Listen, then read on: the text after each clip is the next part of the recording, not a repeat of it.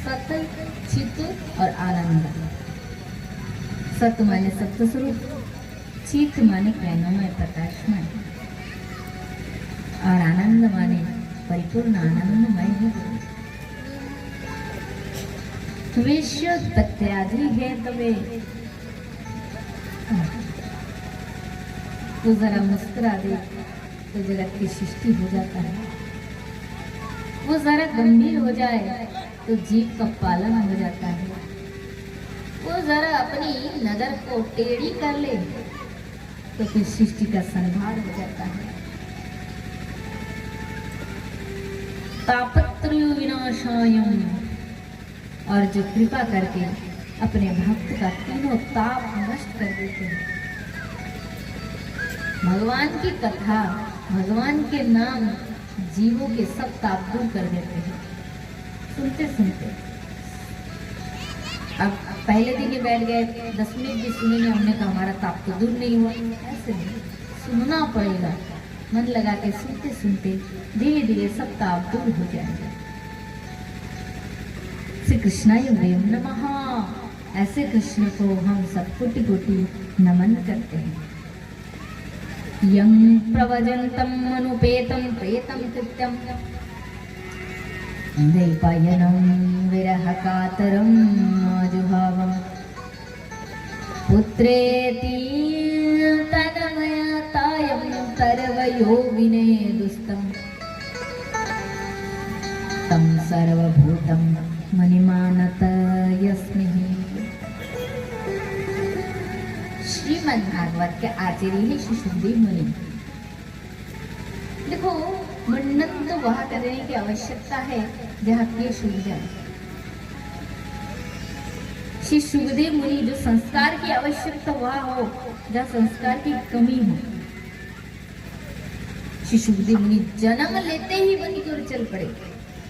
16 वर्ष की माँ के गर्भ से प्रकट हुए और 16 वर्ष की जैसे होते हैं ना लड़के, वैसे 16 वर्ष का उम्र का होकर तुरंत घर छोड़कर बन चले गए। महाज्ञानी थे सुखदेव मुनि। पिताजी ने पीछे से बुलाया, बेटा रुक जाओ मत जाओ, किंतु मायामुक्त थे, इसीलिए बुलाने के बाद भी नहीं सुना। तब महाराज ऐसा वर्णन आता है कि एक सरोवर में कुछ स्त्रियां स्नान कर रही थी, मतलब निर्वस्त्र होकर स्नान कर रही थी। तो उसी पर से जैसे ही श्री सुखदेव मुनि गए तो वो स्त्रियां वैसे ही स्नान कर रही थी। और उस पर से जब वेदव्यास मुनि जाने लगे तो स्त्रियां लज्जित हो गई और झटपट अपने वस्त्रों को उठाकर अपने अंग पे रखी। तो श्री वेदव्यास मुनि ने उन स्त्रियों से प्रश्न किया, बोले देवी, मेरा पुत्र जो सुखदेव है वो किशोर है, 16 वर्ष का है, सुंदर है, नारियों के मन को मोह लेता है इसका रूप। उस पद से जाने लगे तो तुम तो वैसे स्नान कर रही थी जैसे पहले कर रही थी, और उस पद से जैसे ही मैं जाने लगा, मैं तो पूरा 80 वर्ष हो गए, मेरा बुद्ध हो गया। उस पद से जैसे मैं जाने लगा तुम झटपट अपने वस्त्र को उठा लिए, अपने अंग को ढाक लिए। कारण क्या है? तुम स्त्रियों ने कहा, ये बहुत देवियां हैं सभी की।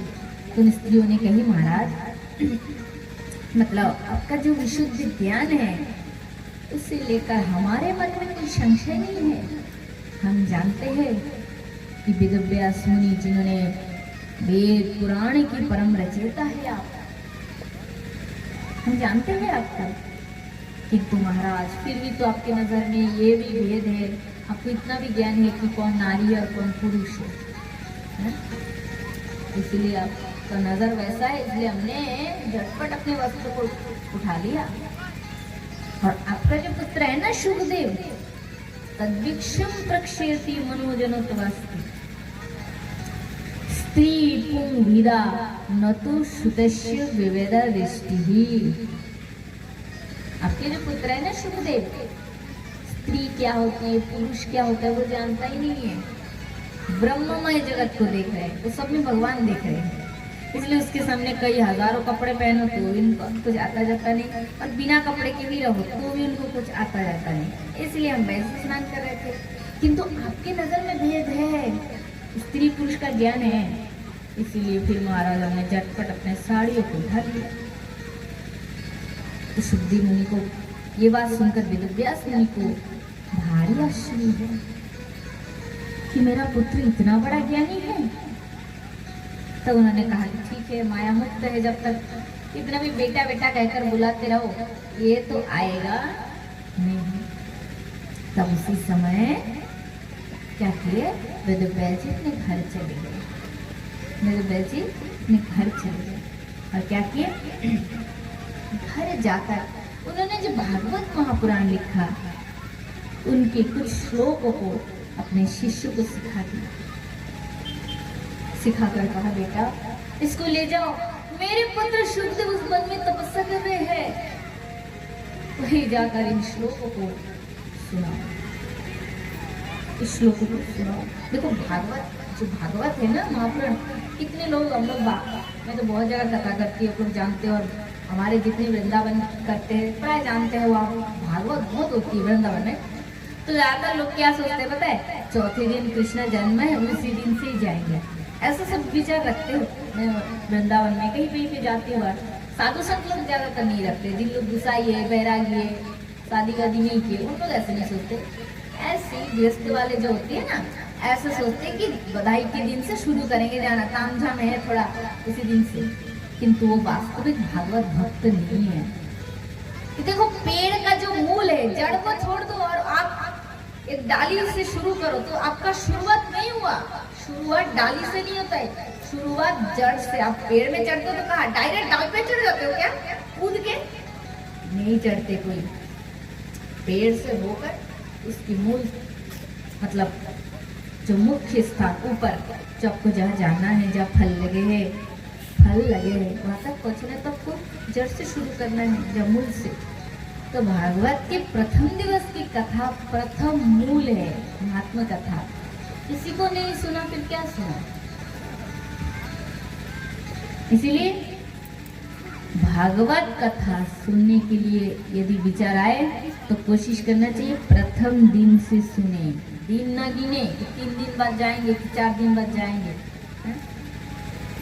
भगवान भी हमें ऐसे करेंगे, भगवान भी ऐसे करेंगे। हम बैठेंगे ना स्वर्गलोक पे मरने के बाद, और देवता लोग कहेंगे रुको भूख लगे ना, आधा भोजन तो उठा के रख देंगे और आधा रखेंगे थाली पे, और कहेंगे महाराज खाना तो हो गया और आधा दे दिए, पेट तो भरा नहीं। बोला आधा ही तुम्हारा कर्म में लिखा, भागवत आधे में गए ना तो फल भी आधा ही तो होगा, पूरा फल मिलेगा क्या, पूरा फल मिलेगा तो भी नहीं।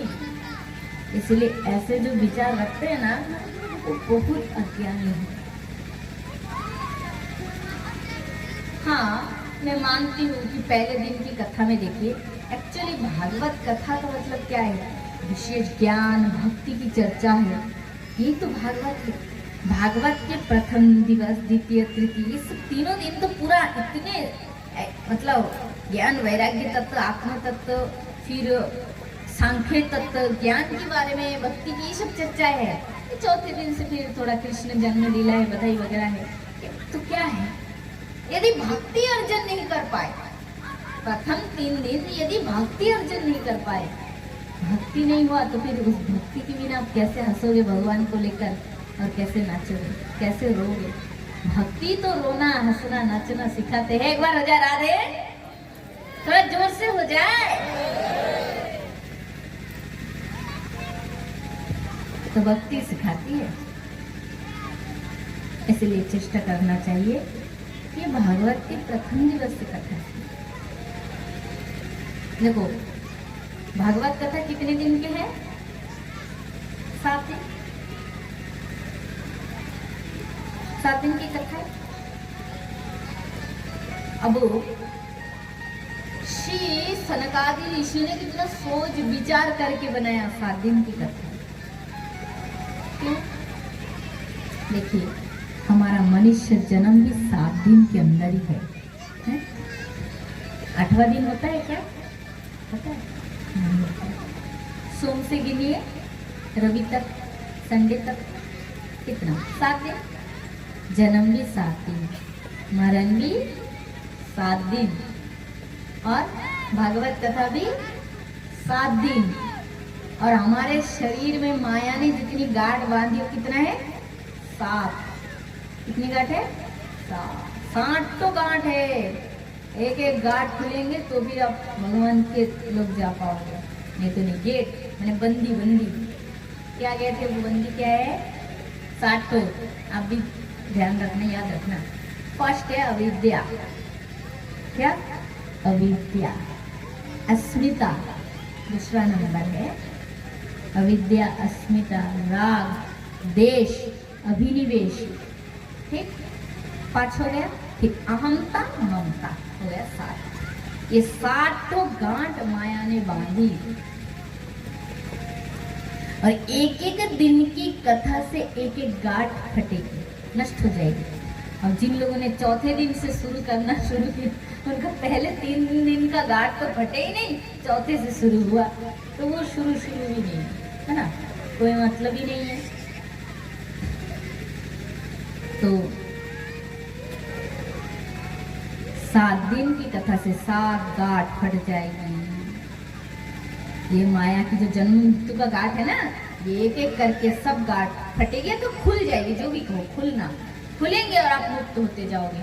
आप मुक्त हो रहे हो, आप मुक्त हो गए हो, और आप समझ नहीं पाएंगे, वो भगवान समझ पाएगा। अब जो बच्चा जन्म ले रहे हैं, माँ के गर्भ से शिशु का जन्म हो रहा है, बच्चा को समझता है क्या?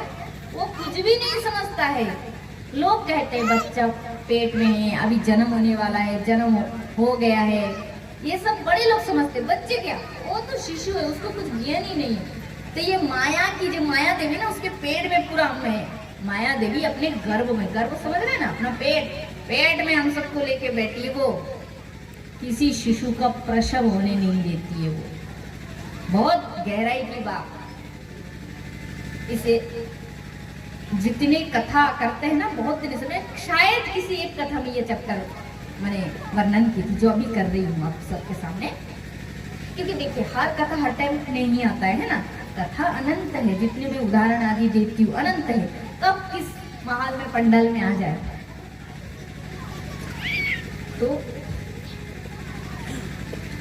श्री माया देवी, उनके गर्भ बहुत विशाल है, और उनके गर्भ में हम सब पूरा अनंत है। और माया देवी के गर्भ में हम जो जीव है, माया को भी हमसे प्रेम हो जाते हैं, वो छोड़ना नहीं चाहते। बोले बहुत दिन इसको अपना खिलौना बना के सुख दुख के खेल में नचाया, भगवान के पास जाएगा तो उसको अच्छा नहीं लगता। वो क्या करते हैं, और खिलौना दे दे के फंसा के रखना चाहते हैं। ले ले गाड़ी ले ले, बच्चा ले ले, घर ले ले, ये ले ले, वो ले ले, फंस के रह जा मेरे पास। माया हो जाती है। माँ है ना, माया देवी कौन है? माँ। सबसे प्रथम शिशु के ऊपर किसकी माया गिरती है? किसकी? माँ की। माँ ही तो नजर देते हैं, वो मेरे लाल कह के जैसी गोद लेती है तो बस। इतना छोटा बच्चा, सबकी गोद जाए रोना, माँ की गोद जाए तो पूरा ठंडा। क्या समझता है वो? क्या समझता है? तो समझ नहीं, कुछ भी नहीं समझता, फिर भी सब कुछ समझ रहा है वो। माँ की गोद में जाए तो पूरा ठंडा। तो ठीक है, माता लोग समझ में आ रहा है कि नहीं? कथा चर्चा बहुत सुंदर चर्चा है। ये सब बहुत कुछ हमें जानने की चीज है, ये सब जानना ही चाहिए जीवन में। नहीं जानेंगे तो कभी आगे नहीं बढ़ सकते। तो माया देवी क्या करती है? माँ है, वो तो माँ है, और उसको मोह हो जाता है। अरे खिलौना, माँ जैसे बच्चे को हाथी घोड़ा ये देकर फंसा देता है ना, ओ मेरे लाल, ओ मेरे बच्चा, देख देख देख, तेरे लिए बाजार से कितना सुंदर खिलौना लाई, ले खेल, ऐसा में फंसा के रखते हैं। किंतु इससे माया के गर्भ में रहकर जो गुरु के आश्रय लेते हैं, साधु के आश्रय लेते हैं, सत्संग का आश्रय लेता है, वो माया की किसी भी प्रलोभन में नहीं फंसती है। वो तो क्रंदन बंद नहीं करते, वो रोते रहते हैं। मैं तो अपनी असली माता पिता, उस परम पिता के पास जाऊंगा। वो रोता रहता है, रुदन करता रहता है। और जैसे गर्भ में रुदन हो बच्चा, जैसे मतलब देखिए साइंस में पूरा बच्चा जो होता है घर में आता है कैसे क्या सब है, और हमारे भागवत में भी भागवत भाषा में आध्यात्मिक तत्व में इसका वर्णन आता है। जिन लोग हम लोग पढ़ के उसका ज्ञान प्राप्त किए है, शिशु जब माँ के घर में आते हैं तो पहले वो बुदबुद क्या करने रहते हैं। फिर 10 कर कंधुम, 10 दिन में जो बेर होता है ना, बेर के फल के आकृति हो जाते हैं। फिर धीरे धीरे फर्स्ट शिशु का सिर का निर्माण होता है। ये कपिल विभूति संवाद है, आप भी पढ़ना तो आपको समझ आएगा। पहले पावर हाउस के निर्माण होता है, ये वाला। ये ना रहा है तो फिर चलेगा नहीं शरीर, है ना। बिना हाथ के भी रहते लोग, बिना पैर के भी, और ये कट जाए तो कुछ नहीं हो सकता। पहले इसका निर्माण होते हैं माँ के घर में, फिर धीरे धीरे शरीर भी जैसे बढ़ता रहता है उसके अनुसार हाथ पैर भी निकल आते हैं। तो 10 महीने तक तो पूरा ये जो है ब्रह्मा जी की जो सिस्टम है ना, ये पूरा मॉडल तैयार होके माँ के घर में तैयार हो जाते हैं। और जैसे ही तैयार होता है ना, ये बच्चा निकलने के लिए प्रसव वेग छोड़ते हैं।